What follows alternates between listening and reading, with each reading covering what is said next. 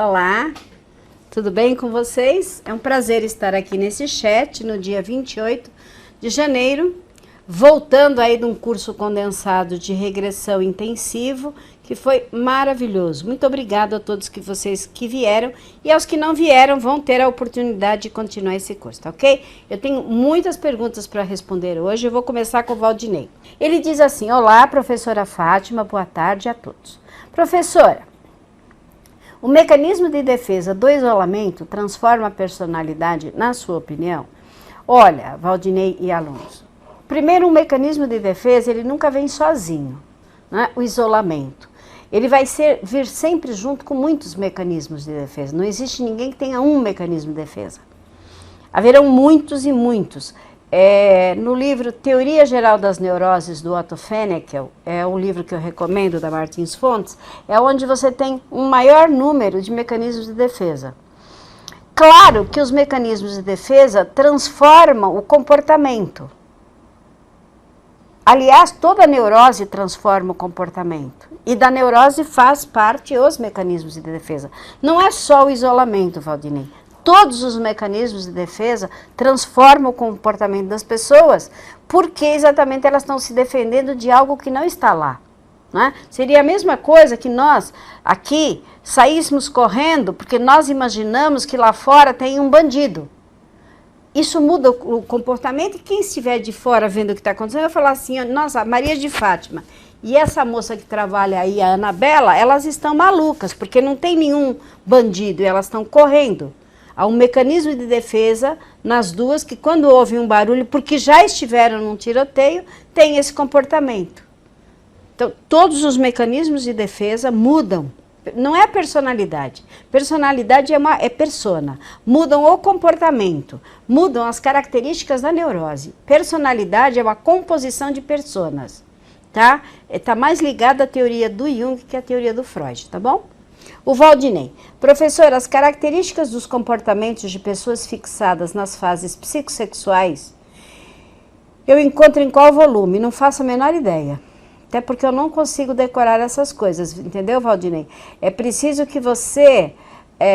estou terminando de ler os 3 ensaios da sexualidade e até agora eu não encontrei. Na verdade é assim, se você ler as obras inteiras do Freud, você vai achar. Existem, se você procurar no Google, você vai achar livros, eu esqueci agora a editora, existem pequenos livros do Freud sobre todos os assuntos. Eu me lembro que é uma capa azul, profundo, e aí você vai encontrar esses livros por assunto. Não tão específico, as características do comportamento de pessoas fixadas nas fases psicossexuais. Até porque a psicanálise é um todo. As características do oral é oralidade, as características do anal é retenção, as características do fálico é exibicionismo. Na própria teoria das fases, você já vai ter isso, entendeu, Valdinei? Mas especificamente de um volume eu não sei, de verdade. Até porque eu não sei que obras você está lendo. Tem os 24 volumes da Imago, tem os livros avulso da editora Companhia das Letras, tem a edição em espanhol, então nem sequer eu entendi. O Valdinei: Platão e Schopenhauer foram fundamentais para Freud? Não, não. Nada foi fundamental para Freud quanto Goethe e Jean-Marie Charcot e Darwin. Ele lia a filosofia, mas veja bem, não foi a filosofia de Schopenhauer nem de Platão que foram fundamentais. A vida dele foi fundamental, com as suas próprias neuroses, a sua autoanálise, não é? A sua tenacidade, a sua inteligência e a sua capacidade extraordinária foram fundamentais. Claro, houveram autores. Ele foi fazer medicina por causa de Goethe. Ele se encantou com psicanálise por causa de Jean-Marie Charcot, não é? Ele estudou muito darwinismo. E depois, se você ler o projeto, que aliás tem até um livro, que depois eu vou passar para vocês, que hoje está sendo corroborado com a neurociência. Então, assim, o fundamental para o Freud é um conjunto de coisas. A própria vida, a inteligência, os autores que ele leu numa época que não havia TV, não é? Mas não especificamente Schopenhauer e nem Platão.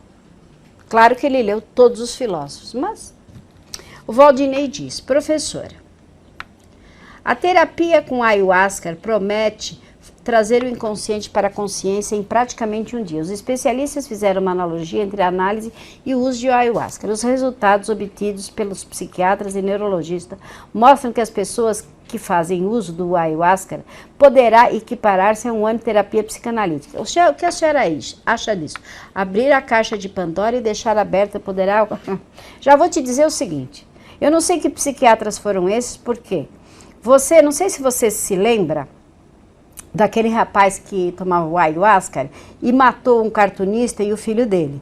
Primeiro, ayahuasca é um alucinógeno que realmente traz o inconsciente, mas se o ego não estiver estruturado, como é que nós vamos trazer coisas do inconsciente para um ego que não está estruturado? São psiquiatras, não são psicanalistas. Um psiquiatra e um neurologista não estudaram psicanálise. Eles estão avaliando no ponto de vista de sintoma.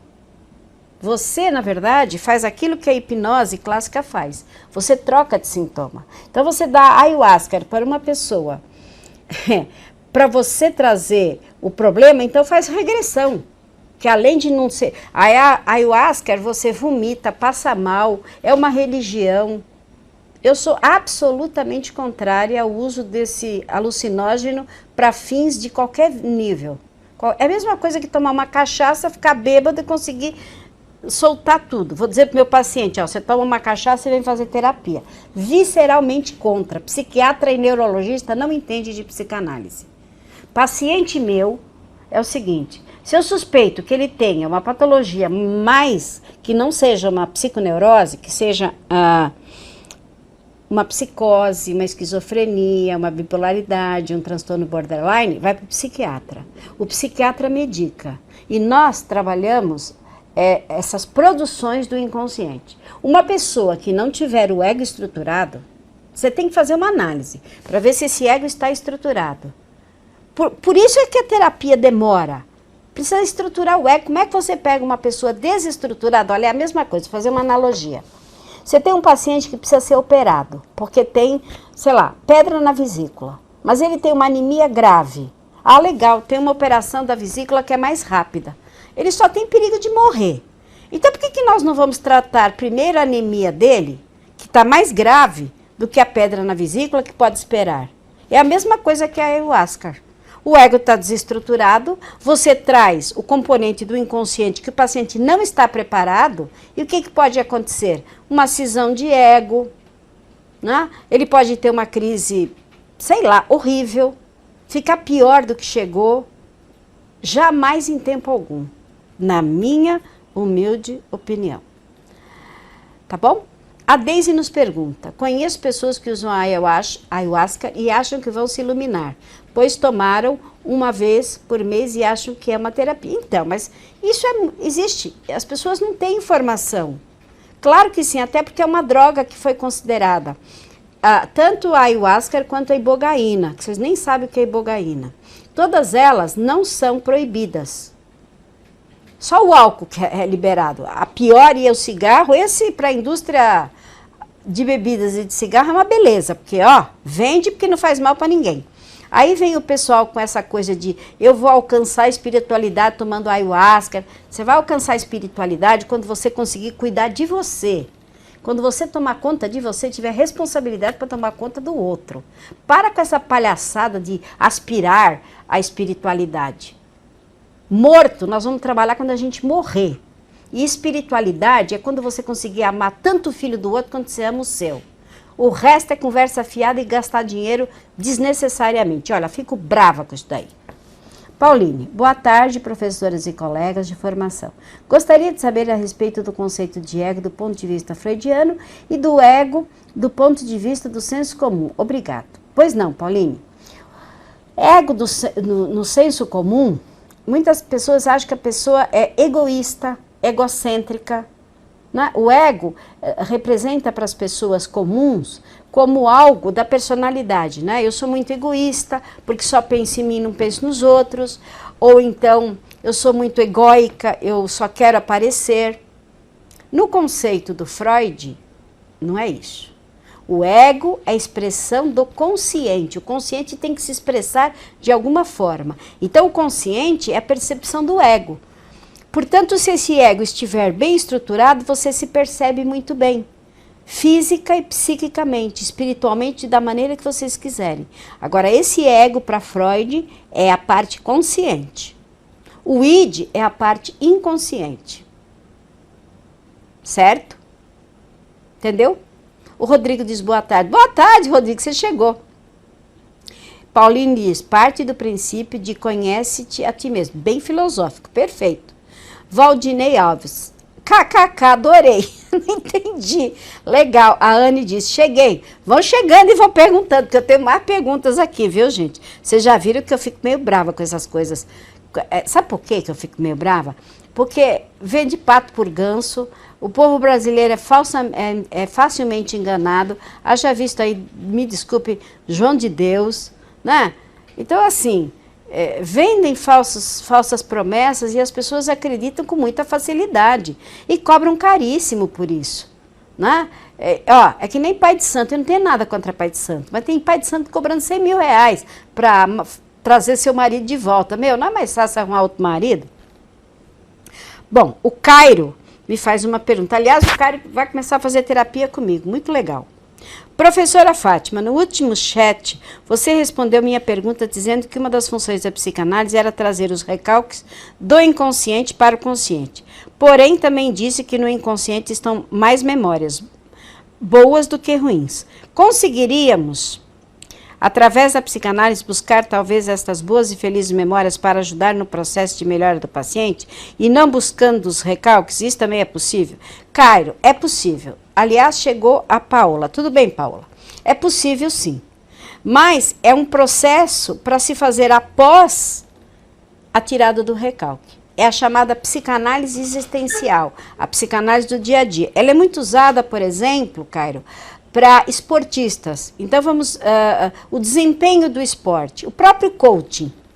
Eu quero usar coaching. Então, você usa psicanálise primeiro, vai lá, tira os recalques do inconsciente, lê da boa tarde. E a partir daí, você usa o tal do coaching para planejar o futuro, porque sem resolver o passado não há futuro nem presente.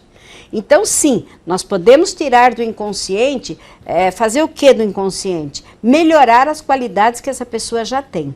Ou então mostrar-lhe qualidades que ela não sabia que tinha, como eu, por exemplo, que fiz 9 anos, eu sou radialista, eu nem sabia que eu podia ser radialista, né? E adoro fazer rádio, por isso que eu gosto de fazer o chat. Então, assim, foi uma qualidade que foi trazida com a terapia. Mas, cara, depois de muito recalque, ainda tem, né? É isso, Cairo. Meu Deus, vamos lá. Boa noite, professora Fátima. Espero que esteja bem. Se você me permite, gostaria de fazer uma apreciação sobre um comentário seu em um determinado vídeo. Você disse que a filosofia é um blá blá blá sem praticidade. Eu acredito que a filosofia não seja um blá blá blá sem conotação prática, pois ela é considerada a mãe de todos os conhecimentos. Ademais, a pessoa que adquire a habilidade e a competência em ler, interpretar e colocar em prática, o que nos ensinam os filósofos desde a Grécia Antiga até a contemporaneidade, ela sim pode ser um tipo de conhecimento que será capaz de fazer transformações na existência das pessoas. Sou formada em filosofia e história, com algumas especializações nessa área, inclusive em filosofia clínica pelo Instituto Packet, no Rio Grande do Sul. Afirmo que a filosofia é um marco na transformação existencial. Nesse sentido, penso que a filosofia tem muito a acrescentar na prática psicanalista. Não como uma mera teoria, mas como uma prática filosófica. Espero que compreenda minhas colocações, Marcelo Osório. Você tem todo o direito de colocar. Democraticamente, eu aceito a sua forma de pensar, mas mantenho a minha. Não ajuda na prática. Nunca precisei de filosofia para minha prática clínica de quase 80 mil horas. Nada. Nunca me foi necessário filosofia. Conheço filosofia, li muitos filósofos, não gosto de Nietzsche, gosto de Schopenhauer, gosto de Engels.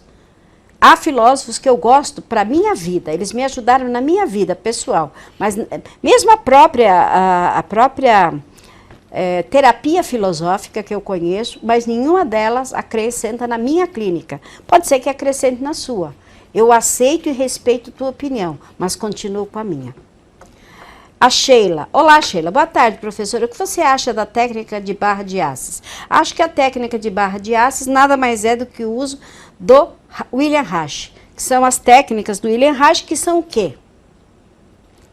As técnicas corporais, aonde o corpo tem suas neuroses colocadas no corpo, não é?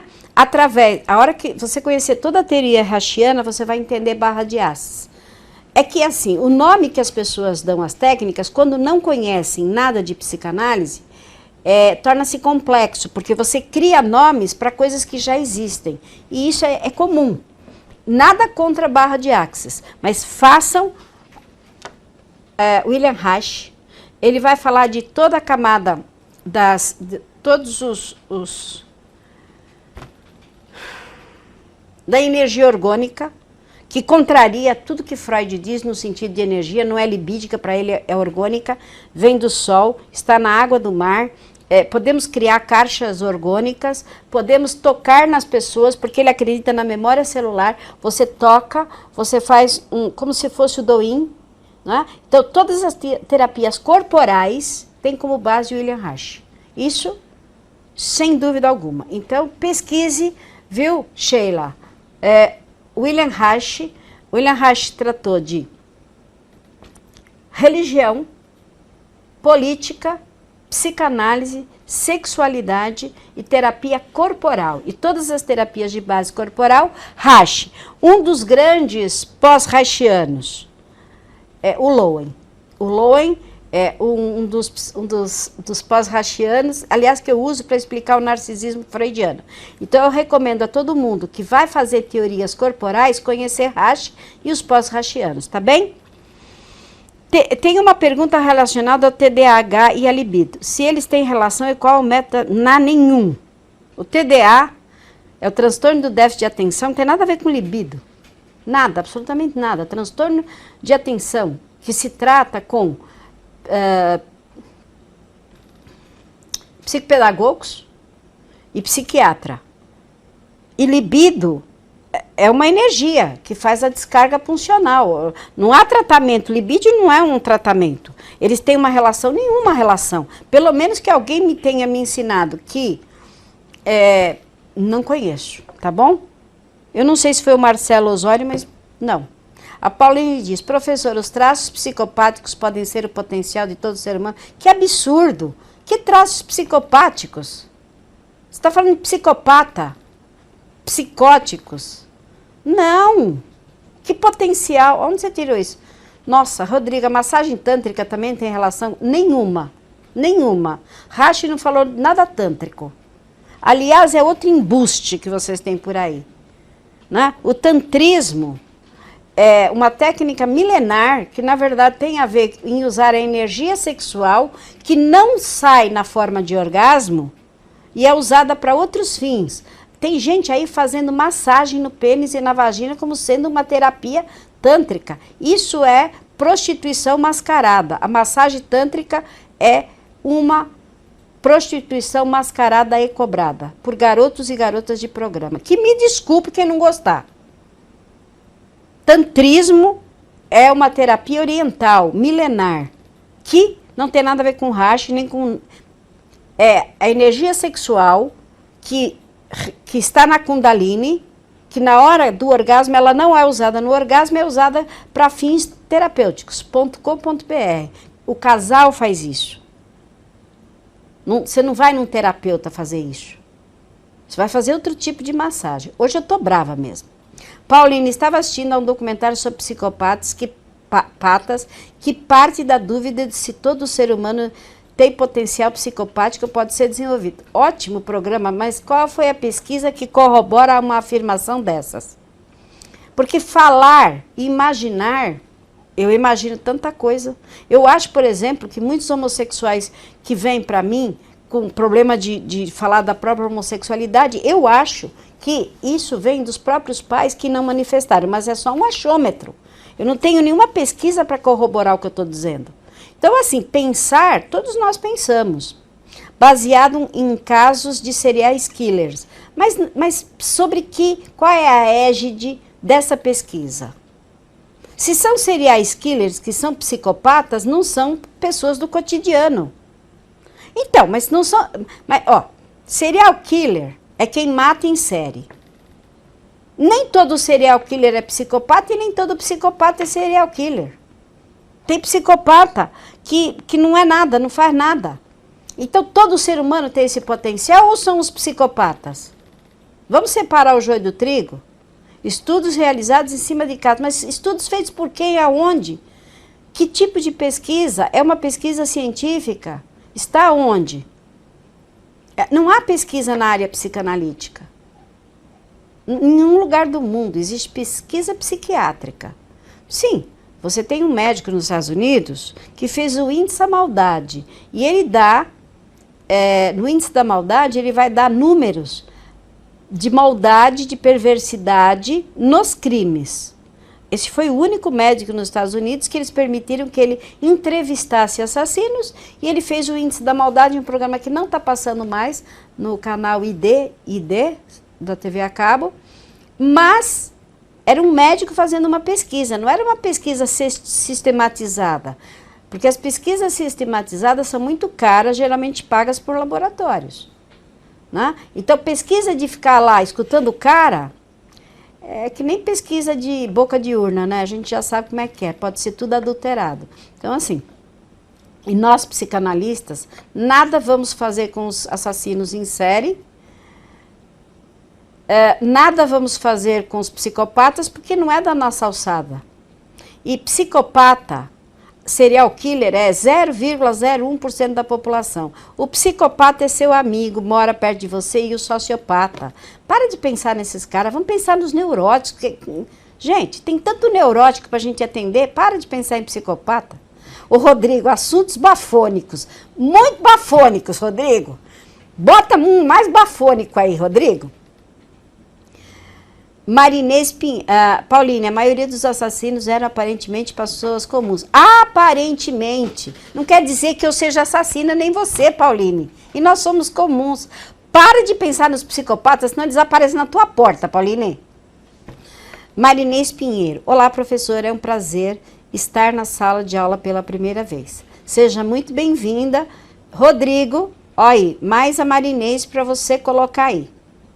Valdinei, adorei novamente. Não é, Valdinei, às vezes as pessoas dizem que eu sou muito radical, que eu sou metida, cínica, que eu sou... Olha, eu sou, a Leda Credo, eu sou narcísica, até certo ponto, sou fálica, eu sou um homem num corpo de mulher, quero, posso e mando, porque a vida me fez assim. Eu tive que trabalhar desde os 14 anos, criar meus filhos, então, fazer o quê? A vida também nos faz. Tá vendo, Marinês? Você já vai ter aí o Rodrigo te passando o telefone dele, porque o Rodrigo não descansa. Pauline, mas eu acho interessante observar esse lado, porque todo ser humano tem potencial agressivo. Claro que tem, mas agressivo, Pauline, não é criminoso. O agressivo, ele é assim. O agressivo... Dentro da teoria das pulsões freudianas, o agressivo está junto com o sexual. Então, agressivo pode ser potencial de muito trabalho. Você pode ser agressiva, mas não violenta. Ó, sexual não é genital e agressivo não é violência. Serial killer é violência. Então, todo ser humano tem agressividade, mas nem todos têm violência. Nem todos têm ira. Entendeu? Violência é uma coisa, agressividade é outra. Uma pessoa agressiva, um vendedor que agride e vende muito bem porque ele é agressivo na venda. Ele vai para cima, mas ele não é assassino, nem violento. Ele é só um bom vendedor. A Pauline diz, penso se talvez não se relacione com os impulsos reprimidos e agressivos. Também não sei, Pauline. Psicopata eu não vou discutir neurótico, porque é o nosso paciente. Ok? Sim, mas a maioria dos casos tinham morte seguida de abusos sexuais. Eu sei, Pauline. Ó, depois eu vou te passar a Júlia Baran, que escreveu sobre psicopatas, que foi o marido dela. E o marido dela está ameaçando ela agora. Eu vou te recomendar o livro. Mas olha, vocês têm que me ligar aqui no meu WhatsApp, né? Que é 011. Você está rindo, né? Você tá rindo, mas eu vou te mandar. Porque é verdade isso que eu tô te falando. O marido dela era psicopata, ela escreveu esse livro. Eu vou recomendar para você comprar esse livro. Você vai falar com ela, entendeu? E você vai entender de psicopatas, porque ela foi casada com um psicopata que continua. Ela foi formada pela SBPI. Ele fez uma petição pública dizendo que o certificado não era válido. Aí eu vou colocar o advogado dela em contato com o advogado da SBPI. Olha que loucura! E ele não é assassino. Ele só gosta de... Ele já casou com outra, mas ele gosta de perturbar a vida dela. É isso que você queria entender? Então, nem todo psicopata é assassino. Tem os só são chatos, ruins, metidos. Gente, tá da hora fazer chat com vocês. Vamos ver se tem mais perguntas, né? Porque aqui no meu celular não tem mais, não. Eu vou esperar um pouco, porque... Por que a psicanálise não aborda a psicopatia? Ah, Pauline, vai lá perguntar pro Freud numa sessão espírita. Eu não criei a psicanálise, foi o Freud. O Freud se ocupou dos histéricos, né? Eles nem tinham sequer catalogado outras psicopatologias, não é nem psicopatia, é psicopatologia. Né? Eles catalogaram primeiro a histeria, que hoje seria a depressão. Depois, Lacan e Jung trabalharam muito com esquizofrênicos, né? O Freud não. O Freud trabalhou quase que exclusivamente com a histeria e com neuróticos, certo? Claro, ele pegou alguns perversos e tal, alguns casos que não foram possíveis de tratar. Mas para de falar em psicopata, senão você vai virar psicopata, Pauline. Você tá com uma atração por psicopatas, hein, menina? Fazer terapia. Brincadeira. Marinês, gostaria de saber a resposta sobre a prova quantas teorias do aparelho psíquico? Só tem uma. A teoria, na verdade, sim, não é quantas, porque a Pauline tá rindo. Mas deixa eu responder a Marinês, né? Ele pensou numa teoria, a teoria estrutural, né? Que foi praticamente com a que ele ficou, né? Id, ex, perego, consciente, inconsciente, pré-consciente. É isso que você está me perguntando, Marinês? Quantas aprova? Não, aprovo todas do Freud. Quem sou eu para reprovar qualquer coisa do Freud? O Rodrigo, do Rio de Janeiro. Professora, sobre Lacan, todos os seus escritos estão apenas reproduzidos através de seminários? Poderia falar um pouco sobre... Lacan é bem difícil, Lacan não escreveu. Então, os seminários são uma parte, mas existem muitos autores, não é? Que vão escrever sobre Lacan, e Lacan tem o seguinte, o Lacan, ele fez uma revisão da obra do Freud, mas ele se dizia freudiano. Lacan se baseou no fato de que o inconsciente era produzido pela fala. Então, ele vai dizer que nós somos neuróticos a partir do momento que passamos a falar, pois a linguagem constitui inconsciente. Mas você vai precisar de outros autores e de pessoas que deem aula de Lacan de uma forma que transformem o lacanês em português. Né? Que conversar com o lacaniano é lacaniano demais. Tá? Porque Lacan pouco escreveu. Os Seminários é um livro, mas procure autores que falem sobre os seminários, porque começar com os seminários ninguém merece. Marinês Pinheiro, isto. Tinha essa pergunta numa prova e não soube responder. Na verdade, assim, tem as apostilas, não tem, gente? Aí ajuda a Marinês, vocês que já estão mais para frente, dá uma ajuda, porque é assim, são teorias que vocês já sabem, já que vocês criaram um grupo, se ajudem. Grupo é para isso. Certo? É para ajudar um ao outro. Aliás, o brasileiro precisa aprender solidariedade, ética e cidadania, tá? Rodrigo, realmente é muito difícil aprender um novo idioma. Exatamente, aprender um novo idioma. E o brasileiro não se adapta com a terapia lacaniana, porque a terapia lacaniana, ela é muito agressiva, não é violenta. E o brasileiro precisa muito do Winnicott, porque o brasileiro é muito mimimi. É todo cheio de mimimi. Tudo carente, de pai e mãe. Tá certo? Gente, Tá muito engraçado esse chat hoje. Vocês estão ficando... Cada dia que vocês aprendem mais e entram mais pessoas, vai ficando mais interessante. Porque assim, vira uma polêmica. Ó, me põe aí no grupo, me chamei Marinês no Zap. Vocês estão ótimos, porque isso vocês estão criando. Eu tive uns alunos aqui do Rio de Janeiro, que são uns do curso online e outros não são, né? E eles vieram fazer o curso de regressão de 7 dias. Eles já querem me levar para o Rio de Janeiro, eles já querem vir todo mês para São Paulo. Ainda fui parar num boteco aí com eles, no bar do Nelson, dançamos até as 3 da manhã, foi show de bola. Aí eu falei que eu só vou para o Rio se me levarem na Lapa, senão não vou. Ah, é perigoso você ir de carro. Gente, perigoso? Eu já fui de carro para o Recife. Perigoso é estar vivo, a gente pode encontrar um psicopata amigo da Pauline, aí nós estamos ferrados, um serial killer. Não precisa sair de casa não, viu Pauline? Eles vão na casa da gente, são chamados os perseguidores, eles nos perseguem. Ela mora na Lapa, então quando eu for, já passei o meu WhatsApp, vocês entram, que eu falo para vocês que eu estou indo para o Rio, entendeu? Que eu quero passear, eu quero tirar férias, quero ir para a Praia da Copacabana, Praia da Urca, e lá aquele lugar chique que vocês têm, mó bonito lá, que eu não sei como é que chama, que é o lugar mó chique. É porque eu assisti um filme brasileiro chamado Vende-se ou Aluga-se. E nesse filme mostrava uma casa que estava no início da favela, e era muito legal o filme. Eu não sei se isso é verdade ou se não é, mas eu queria conhecer.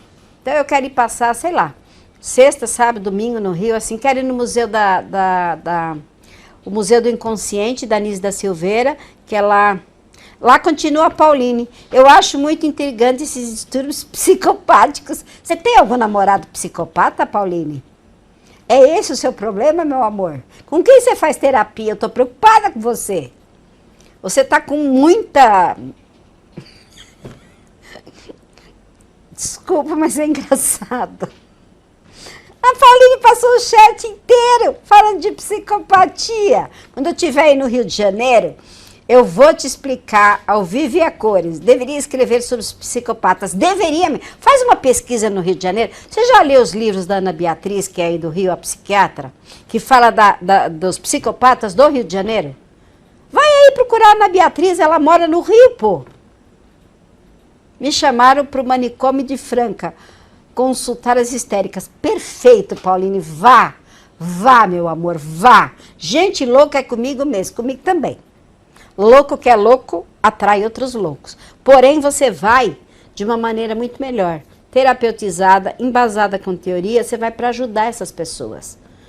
Bendita seja a loucura que é tratada com análise.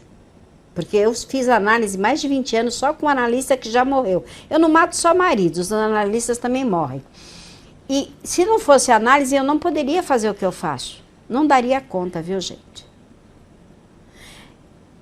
Como é que é? Ela fala sobre as mentes. Isso, a Ana Beatriz fala sobre as mentes. Você conhece os livros, Rodrigo? Coloca aí para elas. A Pauline falou, é verdade, né, gente? Nós viemos ao mundo